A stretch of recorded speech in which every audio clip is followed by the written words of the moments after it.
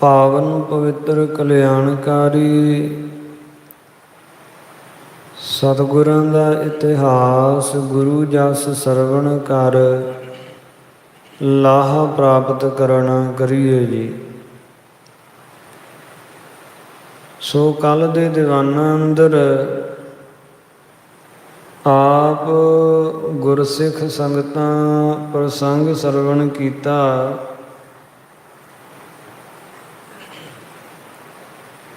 ਕਿ ਕਲਗੀਆਂ ਵਾਲੇ ਪਾਤਸ਼ਾਹ ਸਤਿਗੁਰਾਂ ਕੋਲੋਂ ਵਿਦਾ ਹੋ ਕੇ ਭੀਮ ਚੰਦ ਰਾਜਾ ਚਲਿਆ ਗਿਆ ਹੈ ਤੇ ਜਾਂਦਿਆਂ ਮਨ ਦੇ ਵਿੱਚ ਬਹੁਤ ਤਰ੍ਹਾਂ ਦੇ ਕਪਟ ਅਤੇ ਛਲ ਧਾਰਨ ਕਰਕੇ ਗੁਰਾਂ ਦੀਆਂ ਬੇਸ਼ਕੀਮਤੀ ਵੇਖੀਆਂ ਵਸਤੂਆਂ ਨੂੰ ਲੈਣਾ ਚਾਹੁੰਦਾ ਹੈ, ਪ੍ਰਾਪਤ ਕਰਨਾ ਚਾਹੁੰਦਾ ਹੈ। ਗੁਰਾਂ ਦਾ ਪ੍ਰਸ਼ਾਦੀ ਹਾਥੀ ਜਿਹੜਾ ਹੈ, ਇਹ ਇੱਕ ਵਾਰੀ ਮੈਂ ਮੰਗਵਾ ਲਵਾਂ ਗੁਰਾਂ ਕੋਲੋਂ, ਫਿਰ ਮੈਂ ਵਾਪਸ ਨਹੀਂ ਦੇਵਾਂਗਾ। ਇਉਂ ਕਪਟ ਵਾਲੀਆਂ ਸੋਚਾਂ ਸੋਚ ਰਿਹਾ ਹੈ ਭੀਮ ਚੰਦ ਤੇ ਆਪਣੇ ਰਾਜਿਆਂ ਨੂੰ ਚਲਿਆ ਗਿਆ। ਇੱਧਰ ਕਲਗੀਧਰ ਪਾਤਸ਼ਾਹ ਸ਼ਸਤਰ ਵਿਦਿਆ ਦਾ ਅਭਿਆਸ ਕਰਦੇ, ਸੰਗੀ ਸਿੱਖਾਂ ਨੂੰ ਸ਼ਸਤਰ ਵਿਦਿਆ ਦਾ ਅਭਿਆਸ ਕਰਾਉਂਦੇ,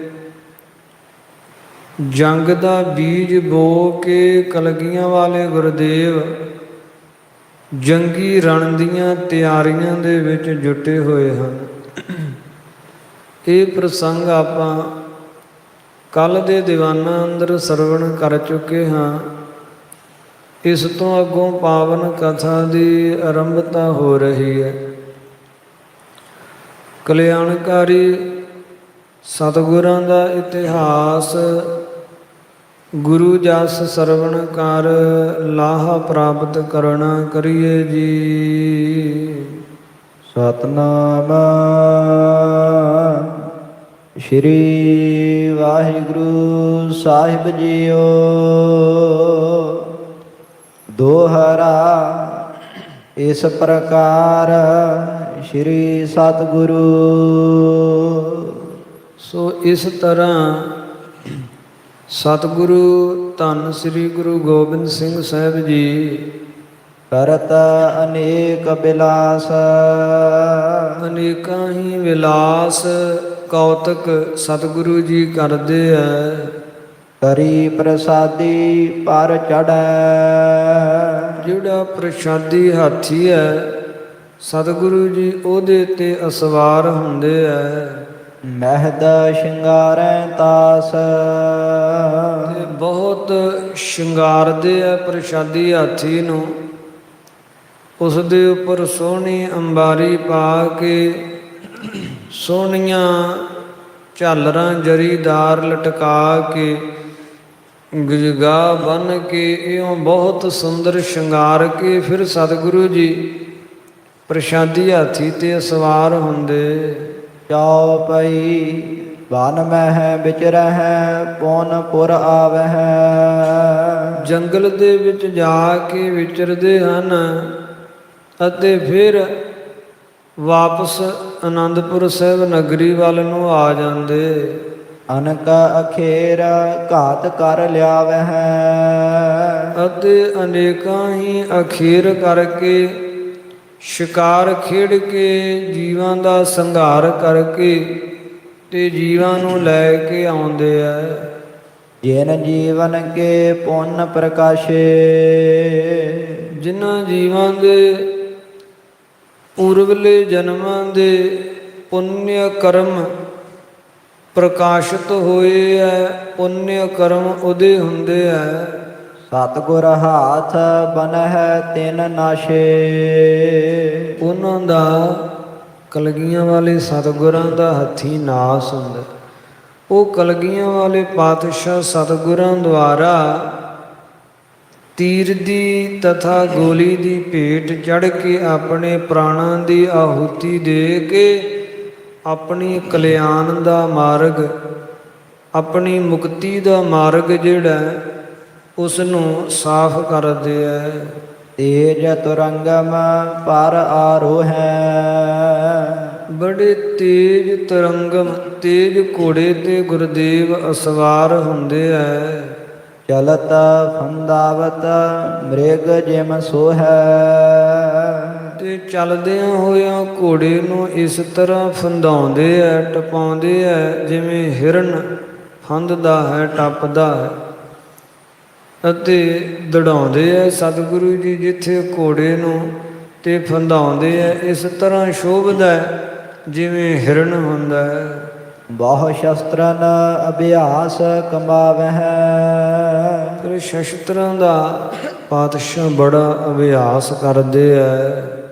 ਨਰ ਢਿਗ ਵਰਤੀ ਕੋ ਸਿਖਰਾਵਹਿ, ਜਿਹੜੇ ਢਿੱਗ ਵਰਤੀ ਹੈ ਮਨੁੱਖ, ਨੇੜੇ ਰਹਿਣ ਵਾਲੇ ਹੈ, ਨਿਕਟਵਰਤੀ ਹੈ, ਉਹਨਾਂ ਨੂੰ ਸਤਿਗੁਰੂ ਜੀ ਸ਼ਸਤਰ ਵਿਦਿਆ ਸਿਖਾਉਂਦੇ ਹੈ। ਤੋਮਰ ਤੀਰ ਤੁਪਕ ਤਰਵਾਰ, ਫਿਰ ਐਸੇ ਐਸੇ ਸ਼ਸਤਰਾਂ ਦਾ ਅਭਿਆਸ ਕਰਾਉਂਦੇ, ਸ਼ਸਤਰ ਚਲਾਉਣੇ ਸਿਖਾਉਂਦੇ ਹੈ। ਤੋਮਰ ਜਿਹੜੇ ਵੱਡੇ ਬਰਸ਼ੇ ਹੁੰਦੇ, ਤੇ ਤੀਰ ਧਨਖ ਦੇ ਨਾਲ ਚੱਲਣ ਵਾਲੇ ਵੱਖ-ਵੱਖ ਤਰ੍ਹਾਂ ਦੇ ਤੀਰ, ਜੈਸੇ ਖਪਰੇ ਤੀਰ, ਫਿਰ ਦੋ ਮੂੰਹੇ ਜਿਨ੍ਹਾਂ ਨੂੰ ਦਸੂਲ ਵੀ ਕਹਿ ਦਿੱਤਾ ਜਾਂਦਾ ਹੈ, ਐਸੇ ਤੀਰ, ਫਿਰ ਅਰਧ ਚੰਦਰਾਕਾਰ ਤੀਰ, ਇਉਂ ਵੱਖ-ਵੱਖ ਤਰ੍ਹਾਂ ਦੇ ਤੀਰ ਜਿਹੜੇ ਉਹ ਤੀਰ ਚਲਾਉਣ ਦੀ ਸਤਿਗੁਰੂ ਜੀ ਵਿਦਿਆ ਸਿਖਾਉਂਦੇ। ਫਿਰ ਤੁਪਕ ਨਾਮ ਬੰਦੂਕ, ਬੰਦੂਕ ਚਲਾਉਣੀ ਵੀ ਸਿਖਾਉਂਦੇ ਸਤਿਗੁਰੂ ਜੀ।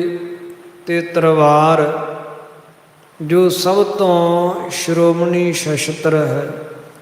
ਚਾਰੇ ਯੁੱਗ ਕਹਾਣੀ ਚੱਲਗ ਤੇਗ ਦੀ, ਜਿਹੜਾ ਤੇਗ ਹੈ ਤਲਵਾਰ ਹੈ, ਇਹ ਵੀ ਚਲਾਉਣੀ ਸਿਖਾਉਂਦੇ ਹੈ। ਤਬਰ ਤਮਾਂਚੇ ਤੇਗੇ ਚਾਰ, ਫਿਰ ਤਬਰ ਵੀ ਇੱਕ ਸ਼ਸਤਰ ਦਾ ਨਾਮ ਹੈ। ਜੈਸੇ ਸਫਾ ਜੰਗ ਹੁੰਦਾ ਹੈ, ਉਹਦੇ ਵਰਗਾ ਹੀ ਥੋੜਾ ਉਹਦਾ ਆਕਾਰ ਜਿਹੜਾ ਹੈ ਉਹਦੇ ਨਾਲ ਮਿਲਦਾ ਜੁਲਦਾ ਹੁੰਦਾ ਹੈ। ਸੋ ਐਸਾ ਤਬਰ ਹੁੰਦਾ ਇੱਕ ਸ਼ਸਤਰ, ਤਬਰ ਚਲਾਉਣਾ ਸਿਖਾਉਂਦੇ। ਤਮਾਚੇ ਨਾਮ ਪਿਸਤੌਲ ਦਾ ਹੈ। ਤੇ ਤੇਗੇ, ਵੱਡੇ ਤੇਗੇ, ਤਲਵਾਰ ਹੁੰਦੀ ਹੈ ਜੋ ਪਤਲੀ ਹੁੰਦੀ, ਜੈਸੇ ਗੋਲੀਆ, ਸਰੋਹੀ ਆਦਿ ਕਰਕੇ, ਕਿਉਂਕਿ ਇਹ ਵੱਖ-ਵੱਖ ਜਾਤੀਆਂ ਦੀਆਂ ਤਲਵਾਰਾਂ ਹੁੰਦੀਆਂ।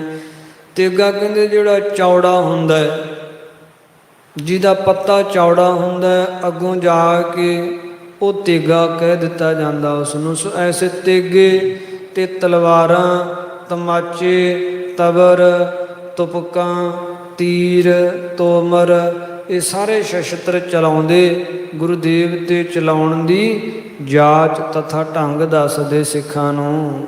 ਬਖਸ਼ਹਿ ਸੁਭਟਨ ਕੋ ਹਰ ਖਾਵਹਿ, ਫਿਰ ਸੂਰਮਿਆਂ ਨੂੰ ਇਹ ਸ਼ਸਤਰ ਦਿੰਦੇ ਸਤਿਗੁਰੂ ਜੀ। ਸੋਹਣੇ ਸੋਹਣੇ ਸ਼ਸਤਰ ਕਾਰੀਗਰਾਂ ਦੇ ਕੋਲੋਂ ਤਿਆਰ ਕਰਵਾ ਕੇ ਸੂਰਮਿਆਂ ਨੂੰ ਹਾਜ਼ਰ ਕਰਦੇ, ਸੂਰਮਿਆਂ ਨੂੰ ਵੰਡਦੇ। ਤੇ ਸੂਰਮੇ ਸ਼ਸਤਰ ਲੈ ਕੇ ਬੜੇ ਪ੍ਰਸੰਨ ਹੁੰਦੇ, ਬੜੇ ਖੁਸ਼ ਹੁੰਦੇ, ਕਿਉਂ ਸੂਰਮੇ ਦਾ ਸ਼ਿੰਗਾਰ ਹੀ ਸ਼ਸਤਰ ਹੈ। ਜਿਵੇਂ ਇਸਤਰੀ ਦੇ ਹਾਰ ਸ਼ਿੰਗਾਰ ਗਹਿਣੇ ਹੁੰਦੇ ਆ, ਸੂਰਮੇ ਦਾ ਹਾਰ ਸ਼ਿੰਗਾਰ ਹੀ ਸ਼ਸਤਰ ਹੁੰਦੇ ਆ। ਤੇ ਸ਼ਸਤਰ ਲੈ ਕੇ ਸੂਰਮੇ ਗੁਰਾਂ ਕੋਲੋਂ ਬਖਸ਼ਿਸ਼ ਰੂਪ ਵਿੱਚ ਪ੍ਰਾਪਤ ਕਰਕੇ ਬਹੁਤ ਪ੍ਰਸੰਨ ਹੁੰਦੇ। ਆਪ ਚਲਾਏ ਤਿਨਹੁ ਦਿਖਰਾਵਹਿ, ਆਪ ਸਤਿਗੁਰੂ ਜੀ ਇਹ ਸਾਰੇ ਸ਼ਸਤਰ ਚਲਾ ਕੇ ਵਿਖਾਉਂਦੇ ਐ।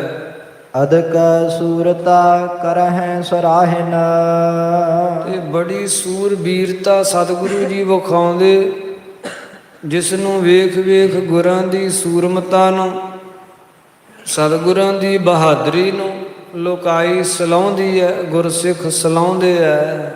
ਲਰਕਤ ਹੋਏ ਲੋਕ ਭਟ ਬਾਹਨ। ਜੇ ਲੋਕ ਜਿਹੜੇ ਐ ਉਹ ਵੇਂਦੇ ਐ ਕਿ ਭੱਟ ਜਿਹੜੇ ਸੂਰਮੇ ਐ ਉਹ ਬਾਹਨ ਨਾਮ ਬਾਹਾਂ ਦੇ ਨਾਲ ਲਟਕਦੇ ਐ ਤੇ ਫਿਰ ਕਸਰਤ ਕਰਦੇ ਐ। ਇਉਂ ਸਤਿਗੁਰੂ ਜੀ ਕਸਰਤ ਕਰਵਾਉਂਦੇ ਐ ਤੇ ਕਰਦੇ ਵੀ ਐ। ਅਥਵਾ ਲਰਕਤ ਦੋਏ ਲੋਕ ਭੱਟ ਬਾਹਨ, ਇੱਥੇ ਦੋਏ ਪਾਠ ਵੀ ਜਿਹੜਾ ਉਹ ਪਾਠੰਤਰ ਵਿੱਚ ਹੈ। ਸੋ ਦੋਏ ਨਾਮ ਦੋ ਲੋਕ ਜਿਹੜੇ ਐ, ਦੋ ਉਸ ਬਾਂਹ ਦੇ ਨਾਲ ਲਟਕ ਜਾਂਦੇ, ਦੋ ਉਸ ਬਾਂਹ ਦੇ ਨਾਲ ਲਟਕ ਜਾਂਦੇ, ਫਿਰ ਕਸਰਤ ਕਰਦੇ ਸਤਿਗੁਰੂ ਜੀ ਅਥਵਾ ਹੋਰ ਸੂਰਮੇ। ਵਿਜੈ ਕਰਹਿ ਭੂਤਲ ਸੁਖ ਭੋਗਹਿ। ਤੇ ਲੋਕੀ ਉਪਮਾ ਕਰਦੇ ਗੁਰਸਿੱਖ ਗੁਰਾਂ ਦੀ ਸਲੋਤਾ ਕਰਦੇ, ਕਹਿੰਦੇ ਕਿ ਵਿਜੈ ਕਰਹਿ ਭੂਤਲ, ਸਮੁੱਚੀ ਅਵਨੀ ਤਲ ਤੇ ਸਤਿਗੁਰੂ ਜੀ ਵਿਜੈ ਹਾਸਲ ਕਰ ਲੈਣਗੇ। ਇਹ ਪ੍ਰਿਥਵੀ ਤਲ ਤੇ ਸਤਿਗੁਰੂ ਜੀ ਵਿਜੈ ਨੂੰ ਹਾਸਲ ਕਰਕੇ ਤੇ ਇਸ ਅਵਨੀ ਤਲ ਦਾ ਚੱਕਰਵਰਤੀ ਸਮਰਾਟ ਰਾਜ ਦਾ ਜਿਹੜਾ ਸੁਖ ਹੈ ਉਹ ਭੋਗਣਗੇ। ਰਨ ਕਰ ਮਰਹਿ ਜਾਤ ਸੁਰ ਲੋਗਹਿ। ਤੇ ਰਣ ਕਰ ਮਰਹਿ, ਜਿਹੜੇ ਰਣ ਭੂਮੀ ਦੇ ਵਿੱਚ ਸਤਿਗੁਰਾਂ ਦੇ ਨਾਲ ਮੁਕਾਬਲਾ ਕਰਕੇ ਤੇ ਗੁਰਾਂ ਦੇ ਕਰ ਕਬਲਾਂ ਦੁਆਰਾ ਮਰਨਗੇ, ਉਹ ਸੁਰ ਲੋਕ ਨੂੰ ਦੇਵ ਲੋਕ ਨੂੰ ਜਾਣਗੇ। ਤਹਾਂ ਅਨੇਕ ਆਨੰਦ ਮਿਲੈ ਹੈ। ਤੇ ਉੱਥੇ ਭਾਵ ਦੇਵ ਲੋਕ ਵਿੱਚ ਅਨੇਕਾਂ ਆਨੰਦ ਸੁਖ ਭੋਗਣ ਨੂੰ ਪ੍ਰਾਪਤ ਹੋਣਗੇ। ਸੋ ਜਸ ਬਿਲੰਦ ਸਭਨ ਮਹਿ ਪੈ ਹੈ। ਤੇ ਸਾਰਿਆਂ ਦੇ ਵਿੱਚ ਮਾਤਲੋਕ ਤੇ ਵੱਡਾ ਜਸ ਪ੍ਰਾਪਤ ਕਰਨਗੇ, ਜਿਹੜੇ ਰਣ ਭੂਮੀ ਵਿੱਚ ਆਪਣੇ ਪ੍ਰਾਣਾਂ ਦੀ ਆਹੂਤੀ ਦੇਣਗੇ। ਇਸ ਤਰ੍ਹਾਂ ਦੇ ਬਚਨ ਬਲਾਸ ਚੱਲਦੇ ਆ। ਦੇਸ਼ ਵਿਦੇਸ਼ਨ ਸੰਗਤ ਆਵਹਿ। ਦੇਸ਼ਾਂ ਤਥਾ ਵਿਦੇਸ਼ਾਂ ਵਿੱਚੋਂ ਸਿੱਖ ਸੰਗਤਾਂ ਗੁਰੂ ਦਰਸ਼ਨਾਂ ਨੂੰ ਆਉਂਦੀਆਂ। ਦਰਸ ਹੈ ਮਨੋ ਕਾਮਨਾ ਪਾਵਹਿ। ਸਤਿਗੁਰਾਂ ਦੇ ਦਰਸ਼ਨ ਕਰਕੇ ਸੰਗਤਾਂ ਮਨੋਬਾਸ਼ਿਤ ਵਰਾਂ ਨੂੰ ਪ੍ਰਾਪਤ ਕਰਦੀਆਂ।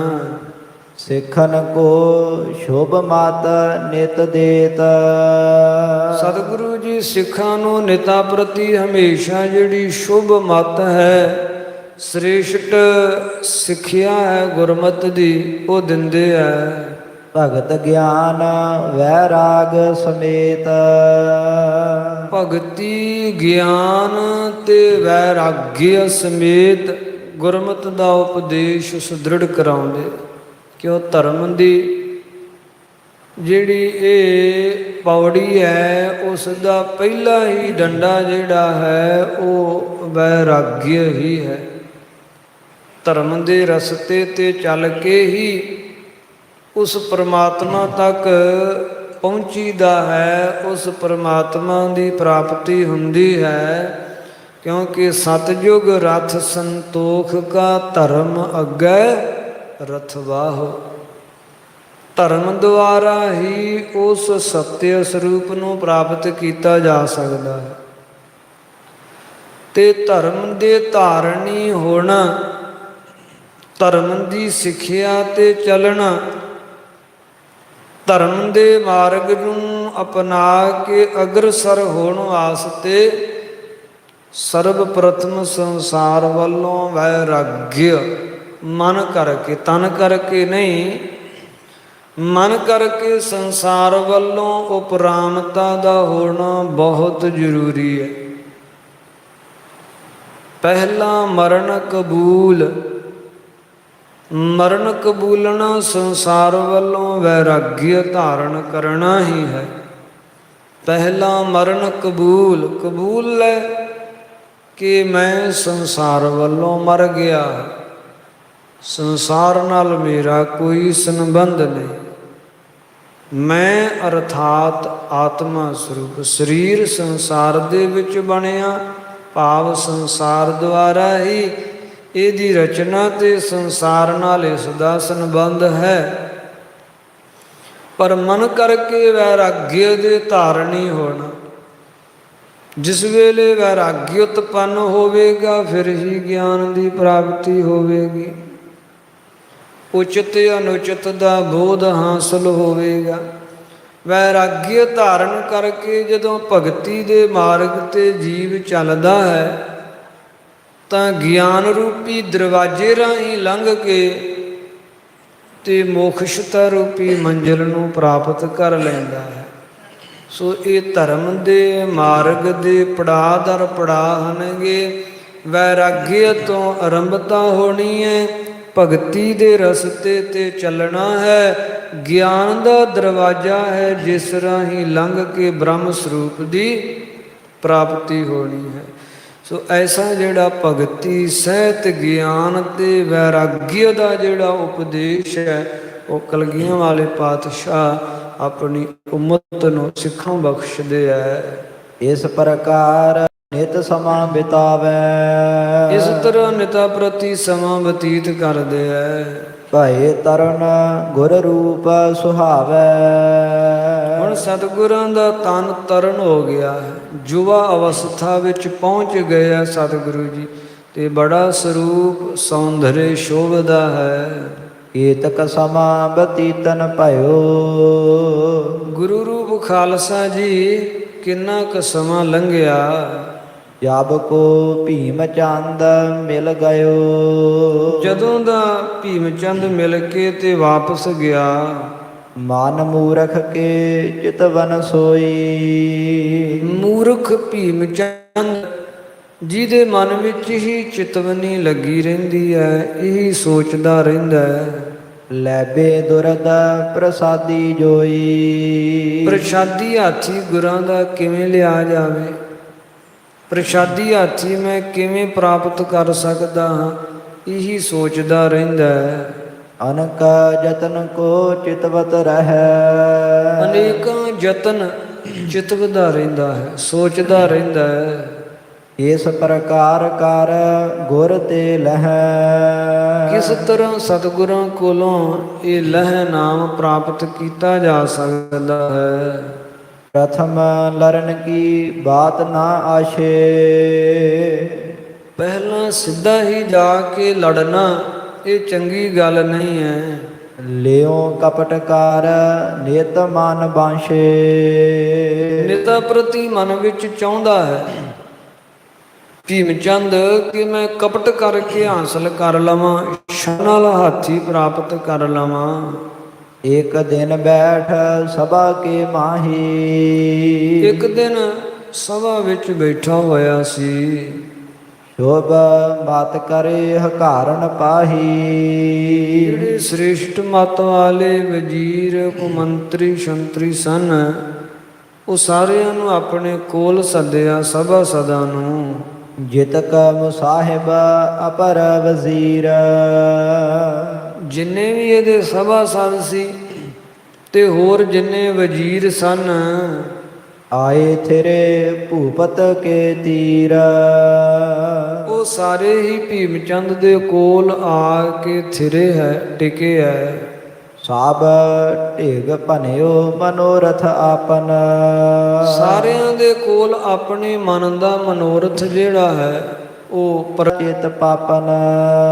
ਜਿਸ ਤਰ੍ਹਾਂ ਪਾਪ ਮਨ ਵਿੱਚ ਧਾਰਨ ਕਰਕੇ ਪਾਪੀ ਭੀਮ ਚੰਦ ਚਿਤਵਦਾ ਸੀ, ਜੋ ਸੋਚਦਾ ਸੀ ਉਹ ਦੂਜਿਆਂ ਨੂੰ ਦੱਸਦਾ ਹੈ।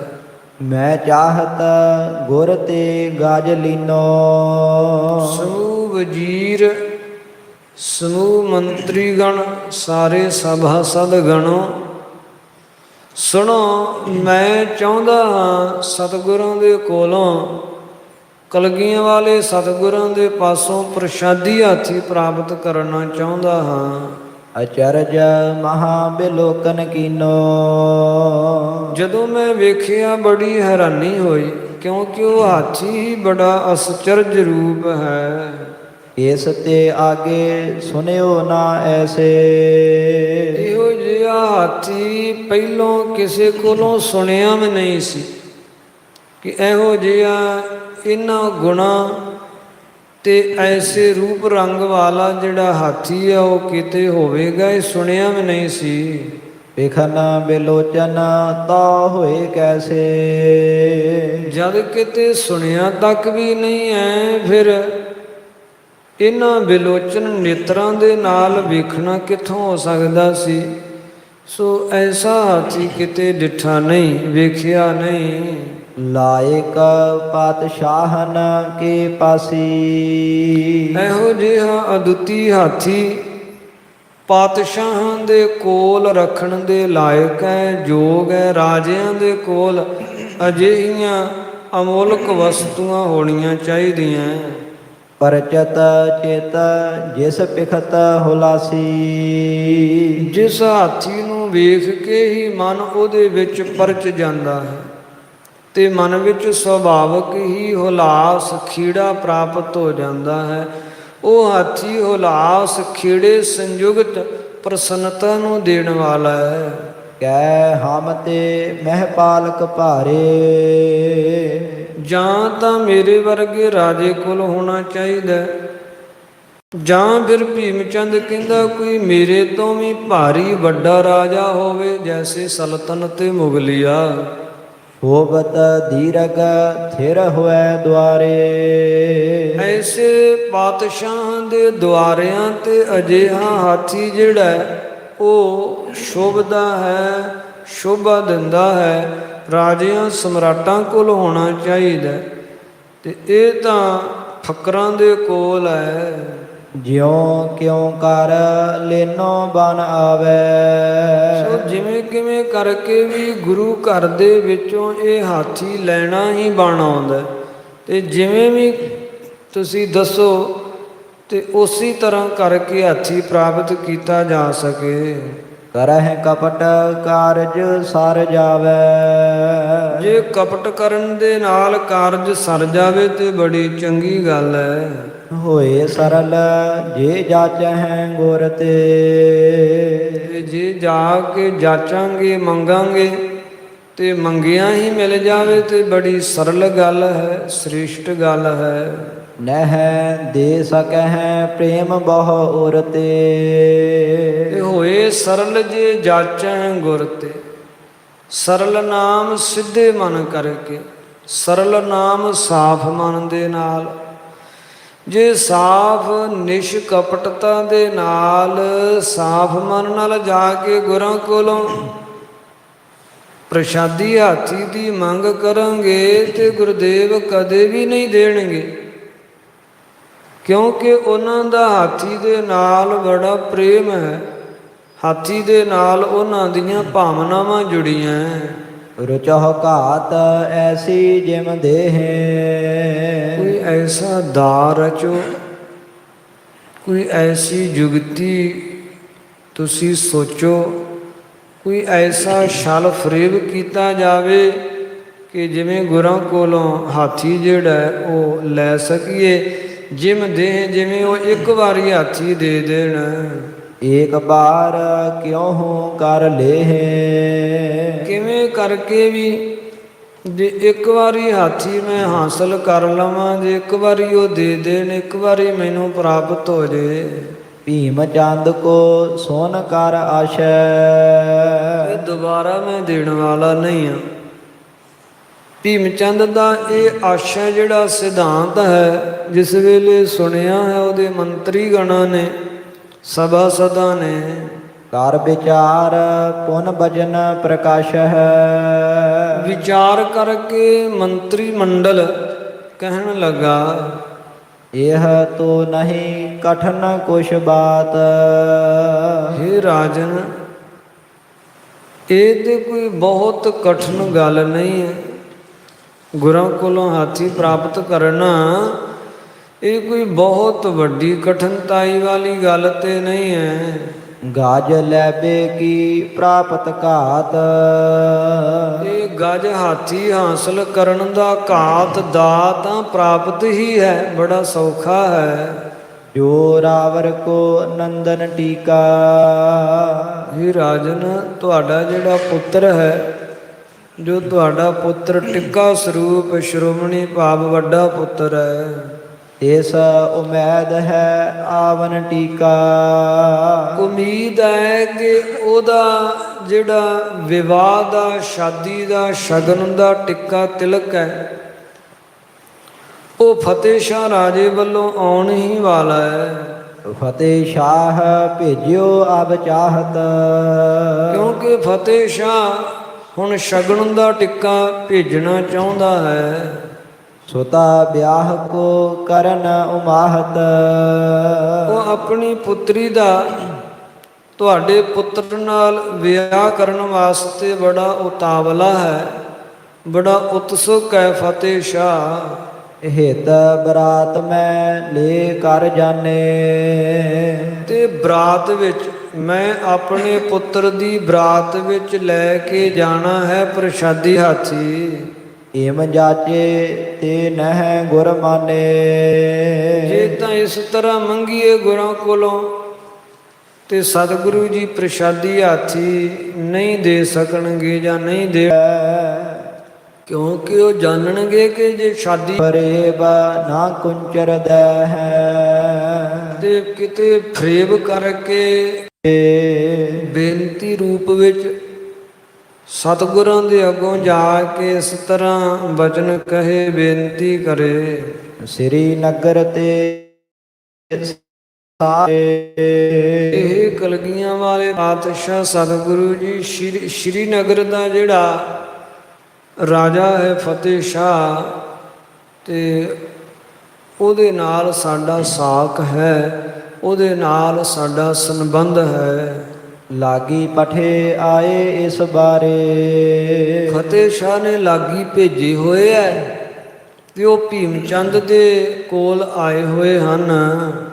ਤਿਨਹੁ ਦਿਖਾਵਨ ਕੇ ਹਿਤ ਚਾਹੀਏ ਹੈ। ਉਹਨਾਂ ਨੂੰ ਵਿਖਾਉਣ ਵਾਸਤੇ ਪ੍ਰਸ਼ਾਦੀ ਹਾਥੀ ਚਾਹੀਦਾ ਹੈ। ਵਸਤ ਅਜਾਇਬ ਤੁਮ ਢਿਗ ਲਹੀਐ ਹੈ। ਕਿਉਂਕਿ ਅਜਾਇਬ ਨਾਮ ਅਜੀਬ ਵਸਤੂਆਂ ਤੇ ਆਪ ਜੀ ਦੇ ਪਾਸ ਹੀ ਹਨ ਸਤਿਗੁਰੂ ਜੀ।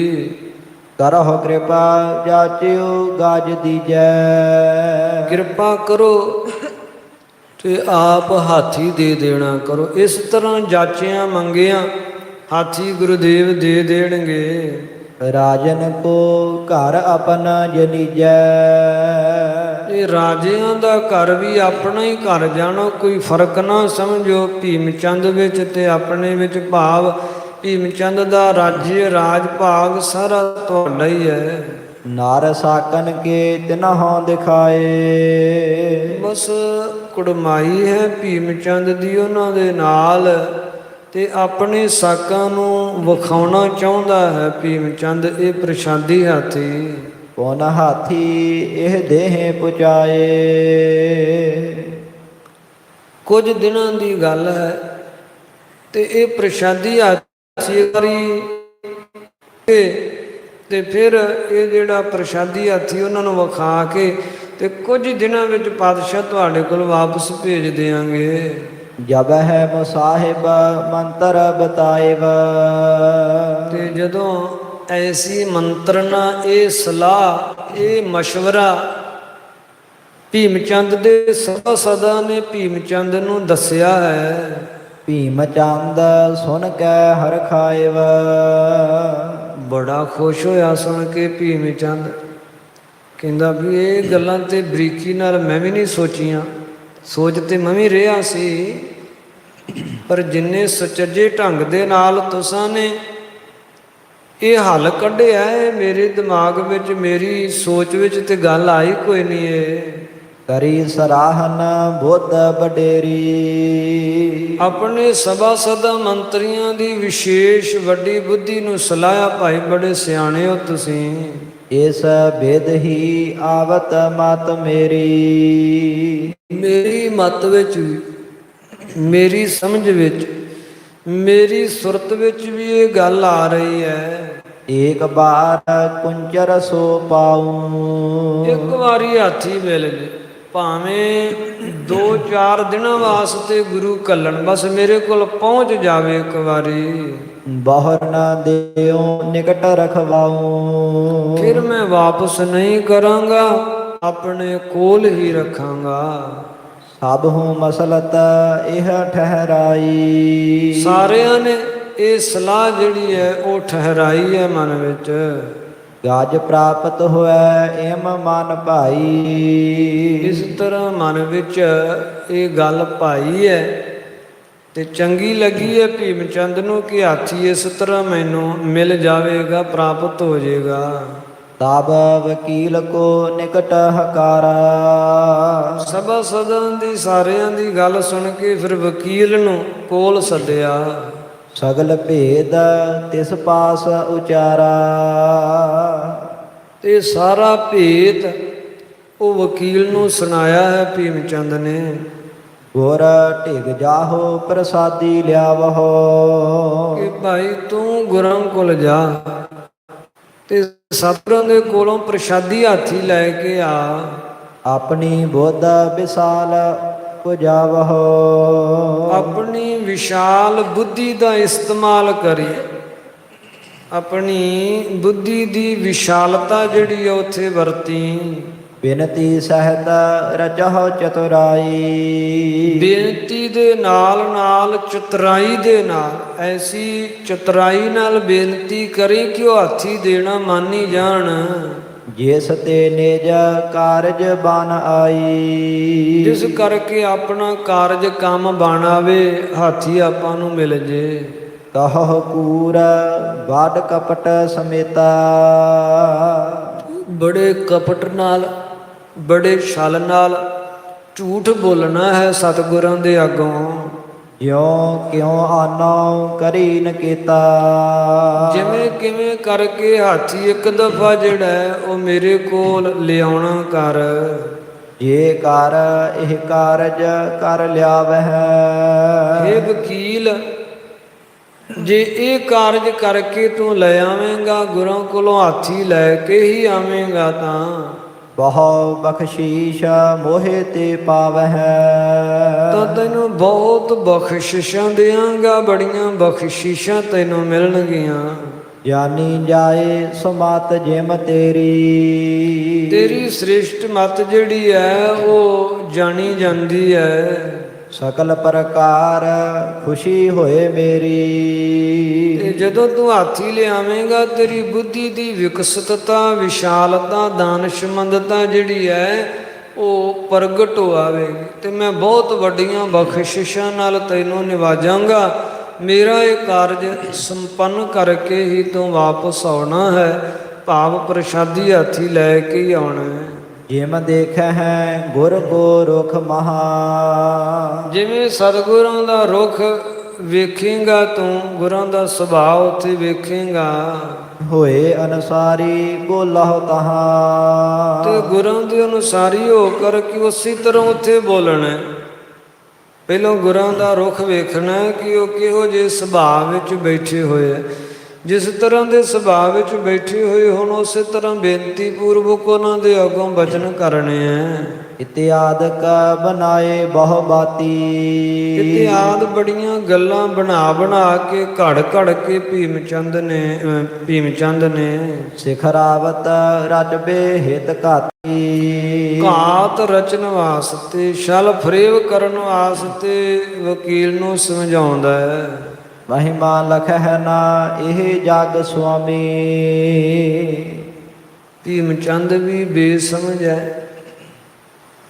ਉਹਦਾ ਮੰਤਰੀ ਮੰਡਲ ਵੀ ਸਾਰਾ ਮੂਰਖਾਂ ਦਾ ਹੀ ਹੈ।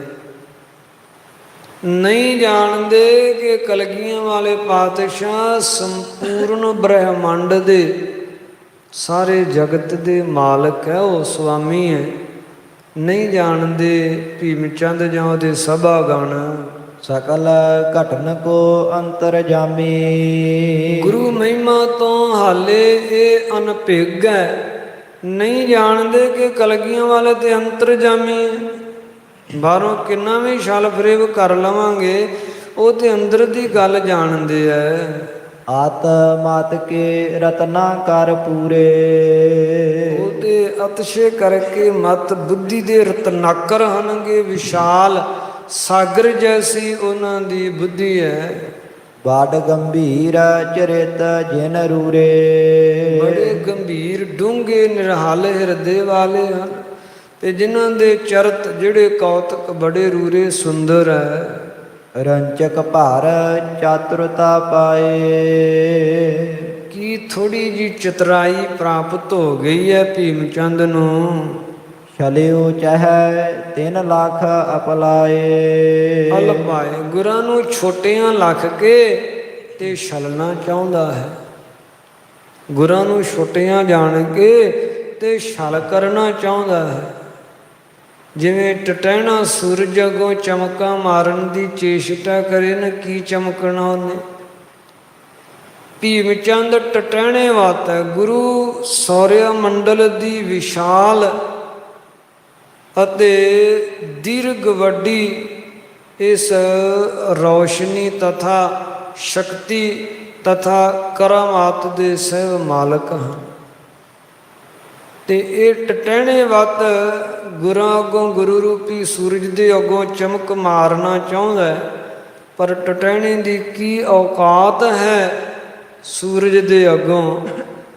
ਕਲਗੀਆਂ ਵਾਲੇ ਪਾਤਸ਼ਾਹ ਸੂਰਜ ਦੀ ਨਿਆਈ ਹੈ ਤੇ ਭੀਮ ਚੰਦ ਟਟਹਿਣੇ ਵੱਤ ਜੜ ਬੁੱਧੀ ਕਾਰਨ ਤਰ੍ਹਾਂ ਤਰ੍ਹਾਂ ਦੇ ਛਲ ਫਰੇਬ ਸੋਚ ਕੇ ਤੇ ਗੁਰਾਂ ਵੱਲ ਭੇਜਣ ਵਾਲੇ ਵਕੀਲ ਨੂੰ ਹਰ ਤਰ੍ਹਾਂ ਦੇ ਛੜਯੰਤਰ ਸਮਝਾ ਰਿਹਾ ਹੈ। ਸੋ ਸਾਧ ਸੰਗਤ ਕਥਾ ਵਿਚਾਰ ਦੀ ਸਮਾਪਤੀ ਕਰਦੇ ਹਾਂ। ਤੁਸ਼ ਬੁੱਧੀ ਦਾਸਾਂ ਦੀ ਸੁਭਾਵਕ ਅਨੇਕ ਪ੍ਰਕਾਰ ਦੀਆਂ ਗਲਤੀਆਂ ਹੋ ਗਈਆਂ। ਸਾਧ ਸੰਗਤ ਬਖਸ਼ਣ ਯੋਗ ਹੈ, ਕਿਰਪਾ ਕਰਕੇ ਬਖਸ਼ ਲੈਣਾ। ਧੰਨ ਗੁਰੂ ਸ੍ਰੀ ਗੁਰੂ ਗੋਬਿੰਦ ਸਿੰਘ ਸਾਹਿਬ ਜੀ ਸ੍ਰੇਸ਼ਟ ਮੱਤ ਦੇਣ ਵਾਲੇ ਹਨ। ਅੱਗੇ ਵਾਸਤੇ ਸੁਧ ਕਥਾ ਵਿਚਾਰ ਕਰਨ ਦੀ ਬੁੱਧੀ ਬਖਸ਼ਣ। ਸਭ ਹੀ ਸੰਗਤਾਂ ਦੇ ਲੋਕ ਸੁਖੀਏ ਪਰਲੋਕ ਸੁਹੇਲੇ ਕਰਨ। ਰੰਚਕ ਭਾਰ ਚਾਤੁਰਤਾ ਪਾਏ। ਛਲਿਓ ਚਹਿ 3 ਲੱਖ ਅਲਪਾਏ। ਵਾਹਿਗੁਰੂ ਜੀ ਕਾ ਖਾਲਸਾ, ਵਾਹਿਗੁਰੂ ਜੀ ਕੀ ਫਤਿਹ।